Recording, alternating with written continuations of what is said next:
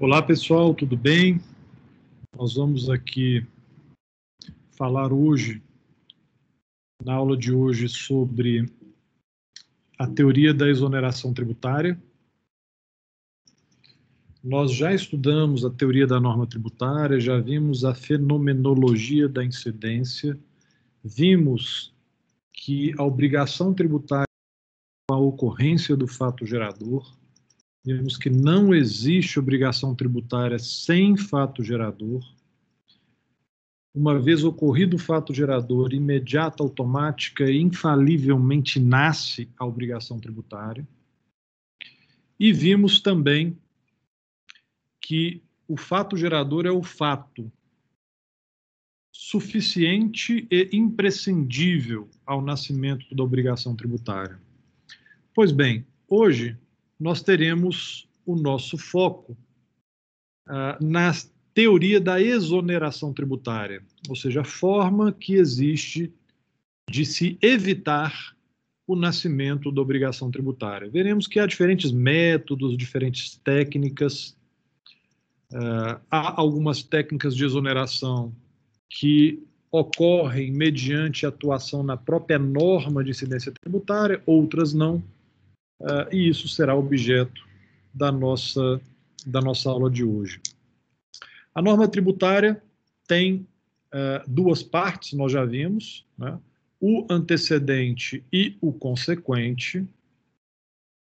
O antecedente é onde se descreve a descrição abstrata do fato jurígeno tributário, a descrição abstrata do fato gerador, e no consequente a prescrição da obrigação tributária com todos os seus elementos.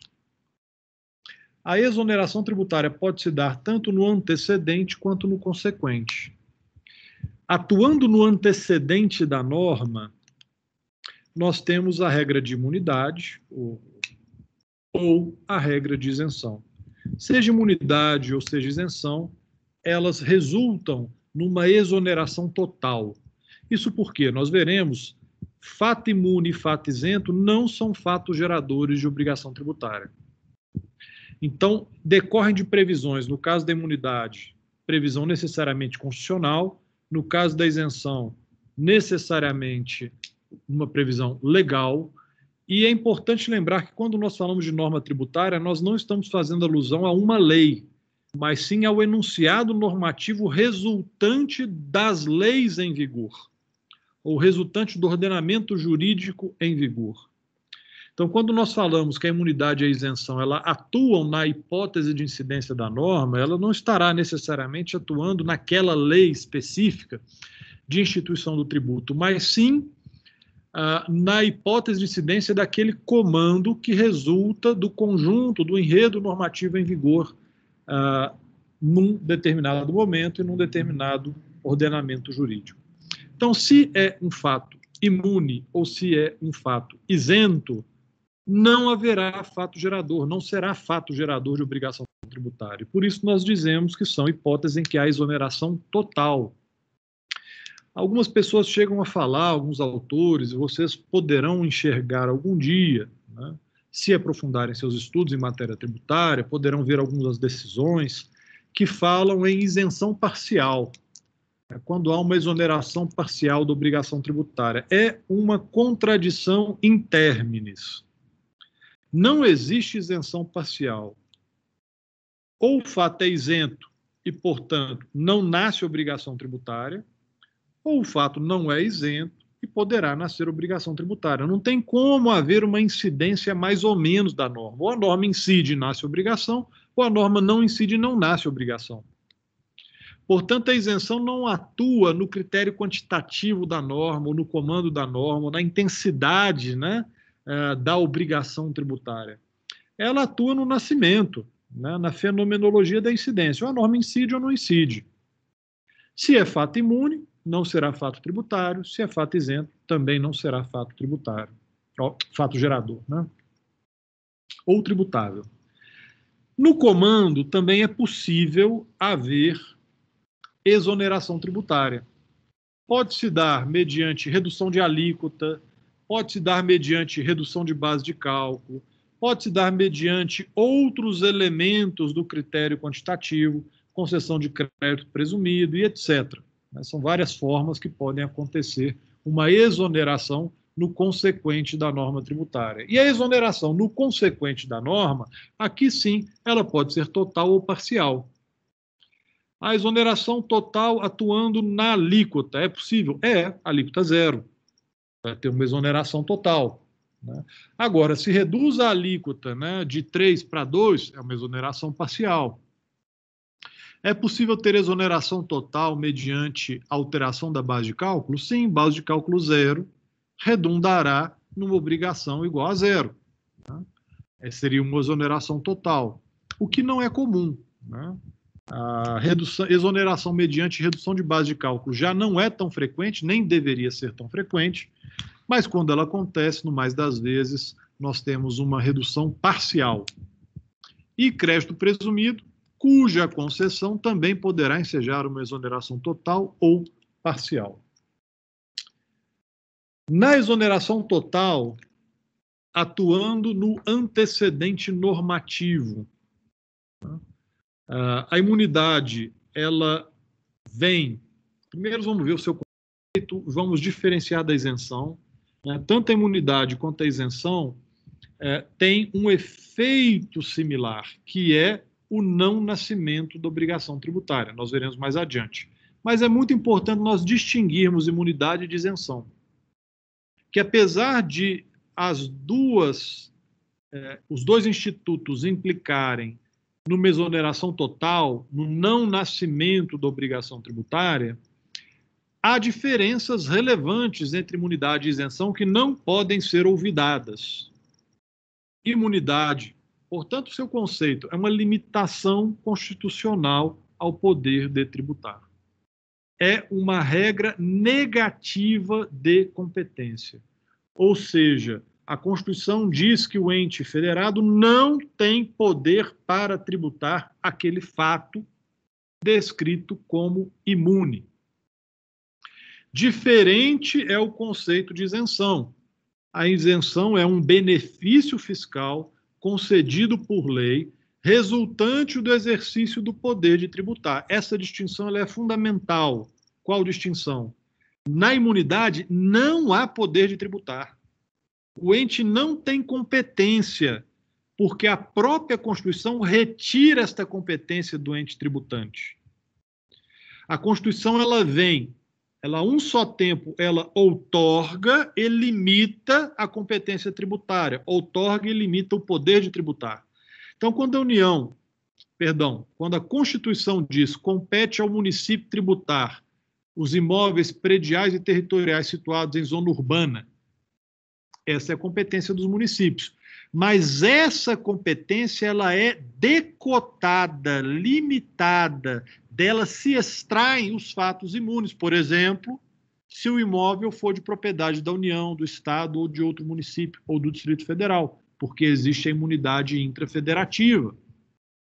Então, a regra constitucional de competência, ela pode e deve ser compreendida como os municípios podem instituir imposto sobre a propriedade predial territorial urbana, desde que o proprietário não seja a União, Estado, outro município, né? E o Distrito Federal. Então, a imunidade ela vem recortar a regra de competência, decotando, excluindo do seu espectro de incidência ou de abrangência os fatos imunes. No caso da isenção, que decorre de previsão legal, nós veremos logo mais adiante, é diferente, porque no caso do fato isento, o ente tributante tem competência para tributar, ele pode tributar, e ao exercer a sua competência tributária, por razões de política fiscal, ele decide exonerar, conceder uma isenção. Então, a isenção é sim um benefício fiscal concedido por lei, concedido pelo ente tributante mediante lei. Já a imunidade não é benefício fiscal. Ninguém pode conceder o que não tem. Na imunidade, o ente federado, o ente tributante, não tem competência para tributar. Ainda que ele queira tributar, não pode. Se instituir lei prevendo a tributação de um fato imune, ela será inconstitucional. Prosseguindo na distinção, a imunidade, como nós já falamos, como ela vem recortar, decotar, extrair alguns fatos da competência tributária, e nós já vimos, competência é uma matéria eminentemente constitucional, a imunidade necessariamente deve estar prevista na Constituição. Sempre quando a Constituição prever que um fato não é tributável, ele será um fato imune. Já na isenção, nós já comentamos, ela é concedida por lei. O ente federado tem competência para tributar, mas no exercício da sua competência ele decide exonerar, concedendo um benefício fiscal mediante lei. Apesar de ser benefício fiscal, é importante frisar que a isenção gera-se em direito adquirido. Perdão, direito, não direito adquirido, né, mas direito subjetivo. Pode até gerar direito adquirido, nós vamos ver quando analisarmos aqui a revogabilidade. Mas o que eu quis dizer é que ela gera direito subjetivo. Então, a obrigação tributária, recordemos, é matéria, né, ex vi leges, é regida pelo princípio da legalidade. Se a lei prevê uma isenção, não pode o Estado pretender tributar fato isento.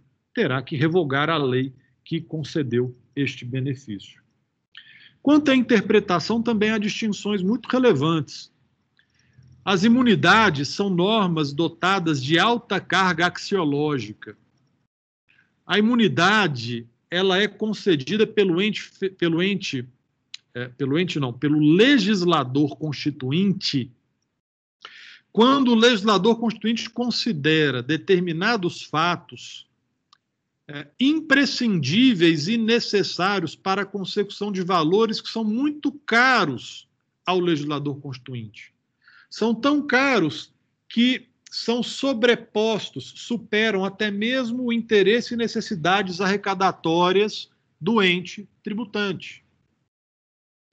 Toda norma de imunidade, em toda norma de imunidade, nós poderemos e devemos encontrar valores que são por ela tutelados, valores subjacentes. Por exemplo, citamos há pouco a imunidade intrafederativa. Qual é o valor ali protegido?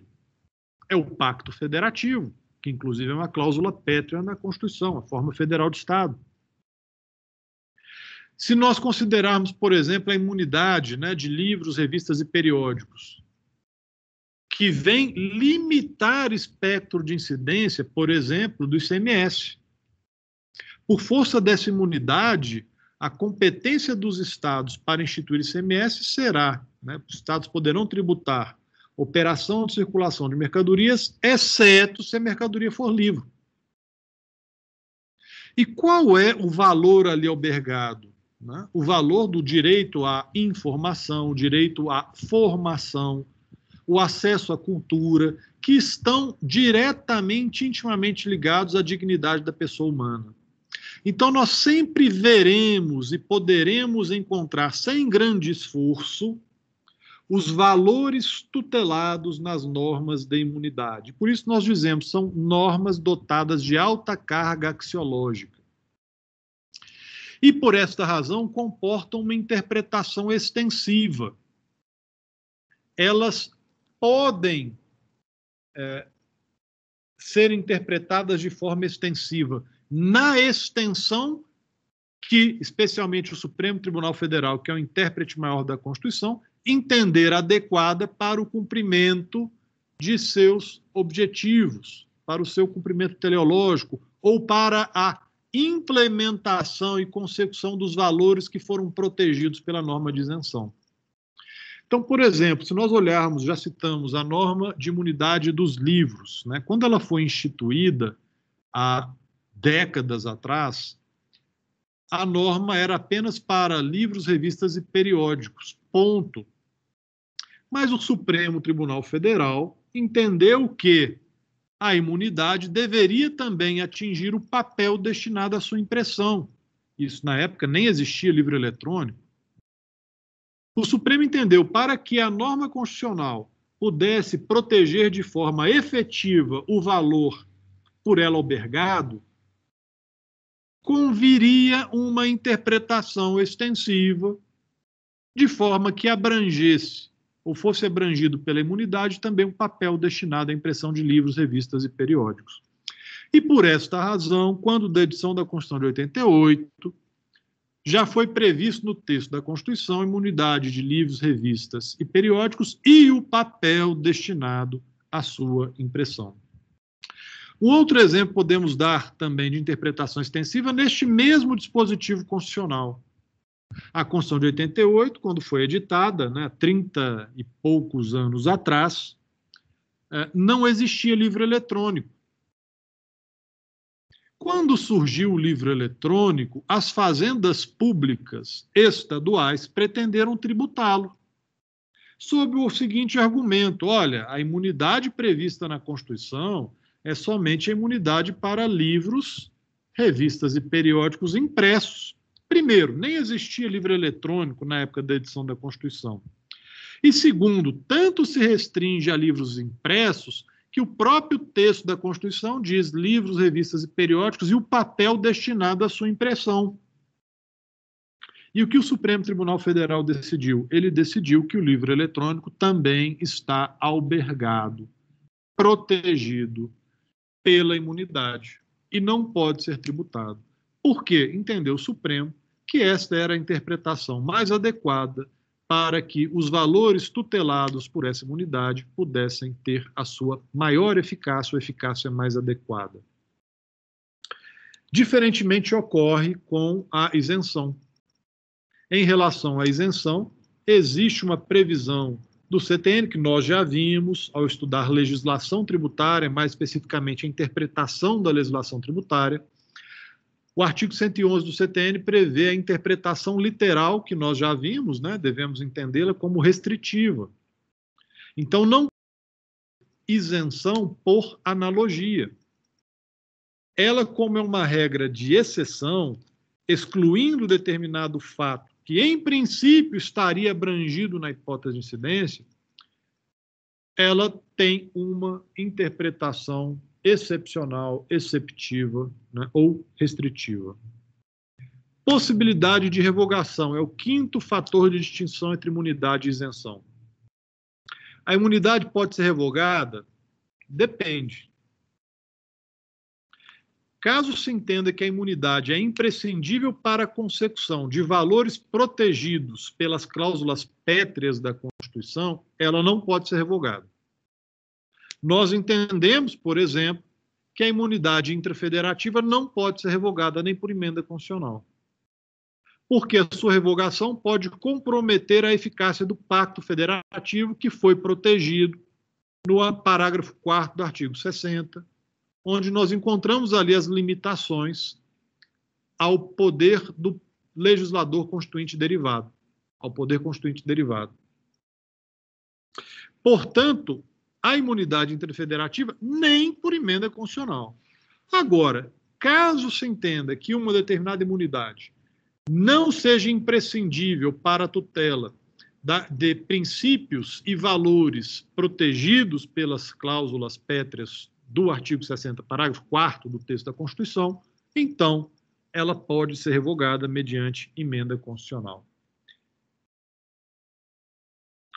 Aqui alguns exemplos de imunidades que nós entendemos que não podem ser revogadas. Uma delas é a imunidade intrafederativa, do artigo 150, inciso 6, a linha A, já citamos, e a outra é a imunidade de partidos políticos, prevista no artigo 150, inciso 6, a linha C.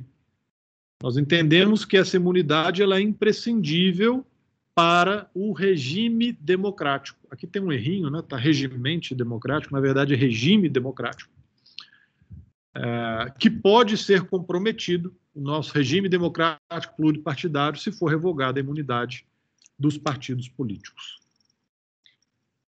Com relação à isenção, ela é concedida por lei e ela também pode ser revogada por lei. No entanto, quando a isenção ela é concedida por prazo determinado e em razão de determinadas condições ou requisitos, uma vez preenchidos estes requisitos, ainda que seja revogada a lei concessiva, a isenção deverá prevalecer até o prazo por ela inicialmente previsto. Então, desde que, repito, tenhamos dois requisitos: a isenção seja concedida por prazo determinado e em função de requisitos. Ora, aqui é uma regra do CTN que vem proteger a confiança e a boa-fé objetiva. Ora, se o legislador, por exemplo, diz que aquela empresa que se estabelecer na Zona Franca de Manaus terá isenção do imposto de renda de pessoa jurídica pelo prazo de 20 anos. Então, a empresa faz um planejamento de longo prazo, vê qual é o custo de implantação de uma fábrica lá na floresta amazônica, vê o custo de logística, o CAPEX, o investimento necessário para construir a planta, investimento necessário para treinar mão de obra não qualificada, que lá não tinha mão de obra qualificada, o aumento do custo de logística, porque vai ter que escoar a mercadoria para algum lugar, né? E chega à conclusão qual seria o benefício com a expectativa de lucro nos próximos 20 anos. Faz a conta, vê, é vantajoso. Ora, se a isenção é concedida para esta empresa que preenche estes requisitos, e suponhamos no segundo ano vem uma lei e revoga a lei concessiva da isenção, a lei será revogada, mas esta isenção irá prevalecer durante o prazo nela previsto, enquanto perdurarem as condições ou requisitos para a sua concessão. É isso que reza o artigo 178 do CTN, que vem proteger, né, segurança jurídica, proteger a confiança e proteger também a boa-fé objetiva. Uma discussão que tem, né, que é bastante interessante, é se a revogação de uma isenção precisa se sujeitar ao princípio da não surpresa, seja da anterioridade ou da espera nonagesimal, né? Da anualidade ou da espera nonagesimal. Esse é um ponto que depois vocês vão ter oportunidade de fazer uma pesquisa e trazer um entendimento mais atual do STF a respeito do tema. Como se dá a fenomenologia da incidência e como ocorre, né, a não incidência em decorrência de fato imune e de fato isento? Para a gente entender isso, né, existe aqui uma figura ilustrativa, que é um poste que irradia sua luz sobre determinada extensão de solo. Este poste, nessa ilustração, é a norma jurídico-tributária, que tem um espectro de incidência marcado entre aqui dois pontos, né, que são os limites de atingimento da luz. Tudo que está dentro ou sujeito aqui ao espectro de incidência da luz irradiada pela norma, que é a hipótese de incidência, né, que está descrevendo a hipótese de incidência, em princípio é um fato que se enquadra na hipótese de incidência, mas não é fato concreto que se enquadrar na hipótese de incidência será fato gerador. Vou repetir, nem todo fato concreto que se enquadrar na hipótese de incidência será fato gerador. Por que razão? Porque pode ser um fato imune ou um fato isento. Então, para quem gosta de equação, está aí. O fato gerador sempre será um fato concreto que se enquadrará necessariamente na hipótese de incidência. Se o fato concreto não se enquadrar na hipótese de incidência, nós já vimos, não haverá obrigação tributária, não será fato gerador. Por quê? Haverá a chamada não incidência simples. O que é não incidência simples? É quando o fato não se enquadra na hipótese de incidência, no modelo adrede e abstratamente descrito na hipótese de incidência. Isso é não incidência simples, é quando o fato está fora do alcance da norma, ou seja, o fato não se enquadra no modelo descrito na hipótese de incidência. Mas há casos nos quais nós temos um fato gerador que se enquadra no modelo descrito na hipótese de incidência, mas não será fato gerador da obrigação tributária. Por quê? Porque ele pode ser um fato imune ou um fato isento. Sempre quando nós temos um fato imune ou fato isento, é interessante observar, o fato imune, ele se enquadra na hipótese de incidência. O comércio de livro, ele é uma operação de circulação de mercadoria. Mas não atrai a incidência da norma, não nasce obrigação tributária. Por quê? Porque é um fato isento. Então, a isenção e a imunidade aqui estão descritos como se fossem dois guarda-chuvinhas aqui, que opacos, né, que impedem a incidência da norma. Ora, se a norma não incide sobre o fato, não nasce a obrigação tributária, não são irradiados os efeitos prescritos no comando da norma. Então, quando nós temos uma imunidade ou uma isenção, nós estamos diante de uma chamada não incidência qualificada. O que isso quer dizer? Quer dizer que o fato se enquadra na hipótese de incidência. Mas, a despeito disso, por ser fato imune ou fato isento, não será fato gerador de obrigação tributária. Então, a equaçãozinha que a gente tem aqui, que nos ajuda a compreender, né, a teoria aqui da exoneração tributária decorrente de isenção e de imunidade, consiste no seguinte: o fato gerador é todo fato concreto que se enquadra na hipótese de incidência e que não seja fato imune ou fato isento. Então, repetindo, fato gerador é todo fato concreto que se enquadra na hipótese de incidência e que não seja fato imune ou fato isento. Se for fato imune ou fato isento, não será fato gerador da obrigação tributária. Portanto, resumindo, se um fato concreto não se enquadra na hipótese de incidência, não é fato gerador, não incidência simples. O comércio de bens imóveis não é fato gerador do ICMS. Por quê? Bem imóvel não é mercadoria. Então está fora do espectro de incidência da norma. Agora, o comércio de venda de um jornal é uma operação de circulação de mercadoria. Está dentro do espectro de incidência. Mas, como é um fato imune, não haverá incidência. Não será fato gerador, não nascerá obrigação tributária. Estaremos aí diante de um exemplo de uma não incidência qualificada. Exemplo que nós já citamos, né? Vamos detalhá-lo aqui: comércio de livros. Ele se enquadra na hipótese de incidência do ICMS? Aí nós temos que ver todos os aspectos da hipótese de incidência que nós já estudamos. O aspecto material da hipótese de incidência do ICMS, descrito por um verbo e seu complemento, é a descrição do signo presuntivo de riqueza. Qual é o aspecto material da hipótese de incidência do ICMS? É promover operação de circulação de mercadoria. O livro é mercadoria? É.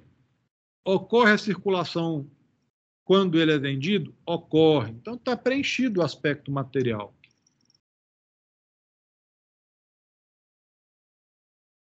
O aspecto temporal da hipótese de incidência está preenchido? É o momento da saída do livro do estabelecimento comercial. Preenche. O aspecto pessoal, né? Pode ser um comerciante vendendo, uma livraria, e a pessoa física adquirindo. Mas, e o aspecto espacial também está preenchido, que é Belo Horizonte. Contudo, existe uma regra de imunidade que vem excluir do aspecto material uma determinada mercadoria, que são os livros. Portanto, a norma não irá incidir, está vendo o guarda-chuvinha aqui, impedindo a incidência sobre o livro? A imunidade, portanto, ela impede a incidência da norma tributária sobre o comércio de livros, porque a norma de imunidade vem atuar aqui, na hipótese de incidência, excluindo determinada mercadoria da hipótese de incidência.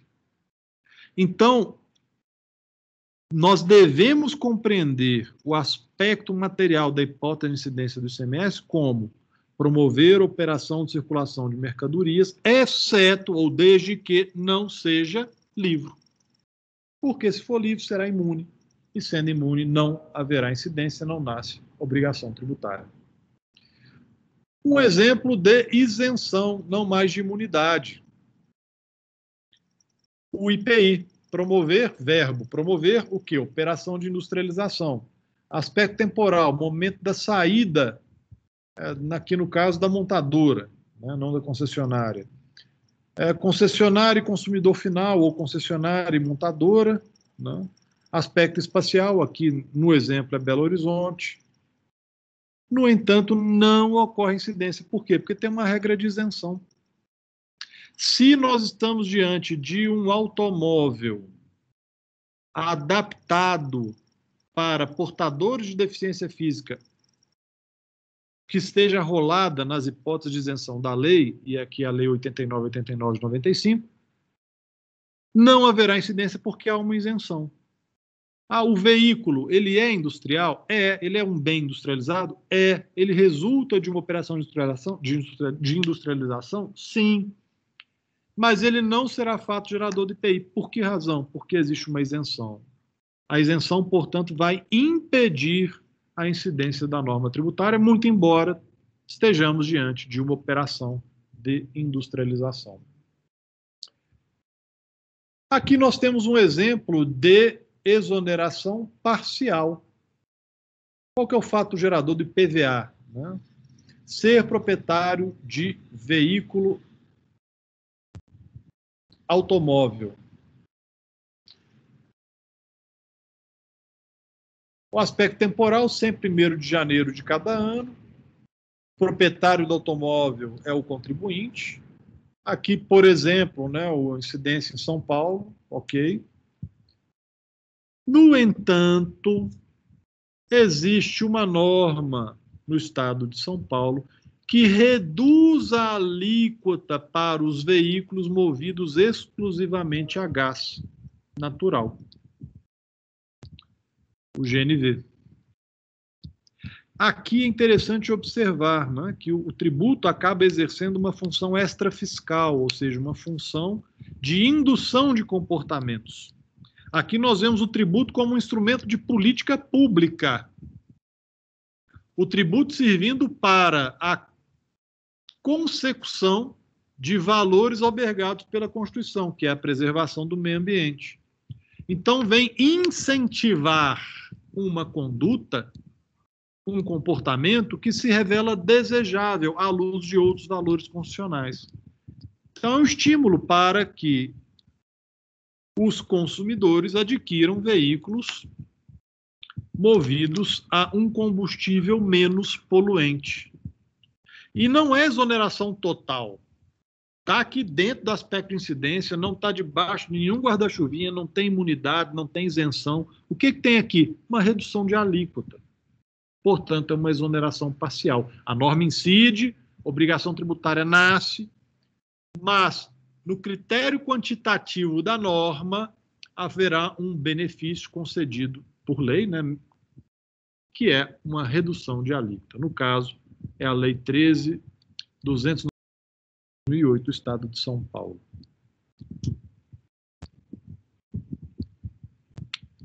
Nós temos outras formas de exoneração tributária que não estão dentro da norma, né? Recordando aqui, olha, nós vimos que podemos ter exoneração tributária atuando, né, no antecedente normativo, na hipótese de incidência, ou no comando da norma.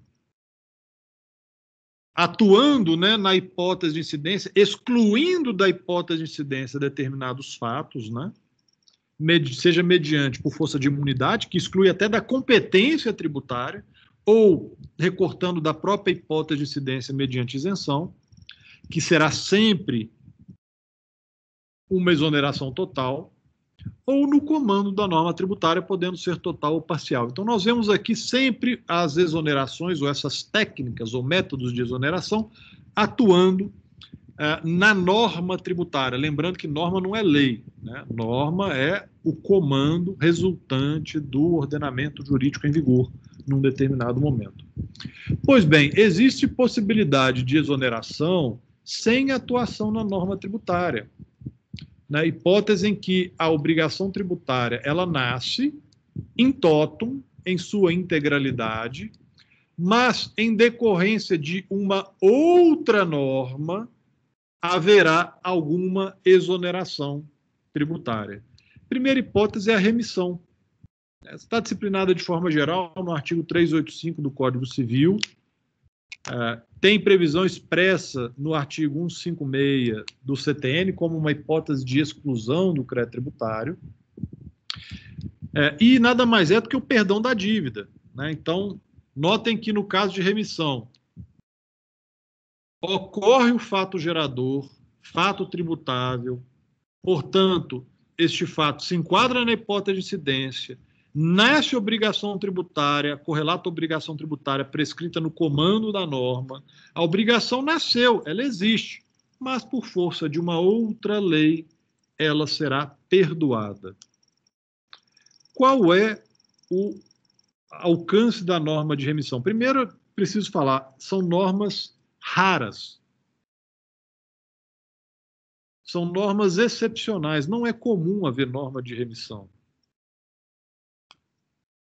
Até mesmo porque ela poderia servir de desincentivo à pontualidade no pagamento, ao ponto de um contribuinte poder pensar, se for frequente, não vou pagar não, depois vai ser editada uma lei que deve perdoar.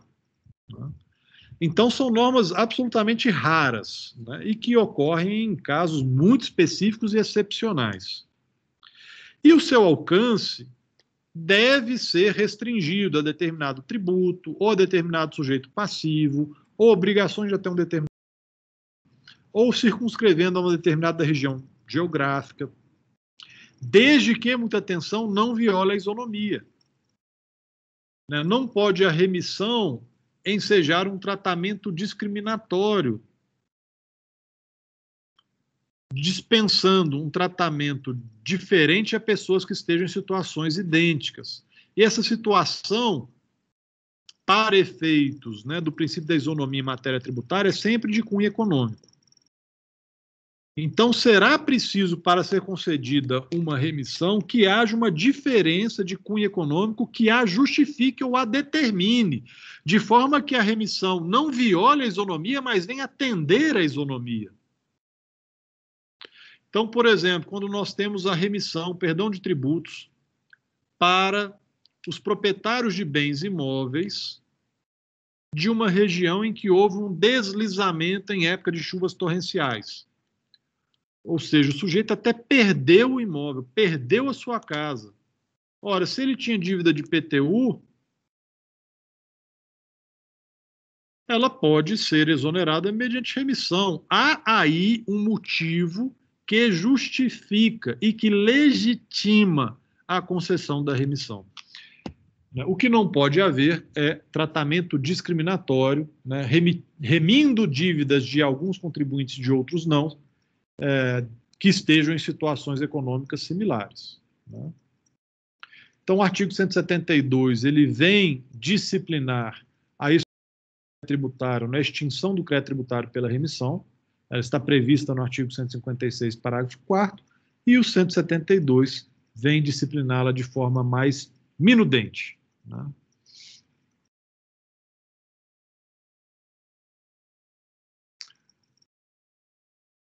Outra hipótese de uma exoneração aqui será sempre parcial. A remissão pode ser total ou parcial. Tá? Ela pode ser o crédito tributário na sua integralidade ou em parte dele, depende do que a lei que conceder a remissão prever.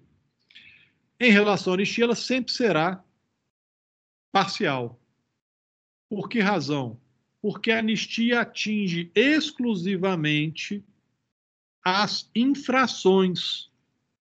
Então, consiste no perdão de penalidade. Ela não atinge o crédito tributário na sua integralidade.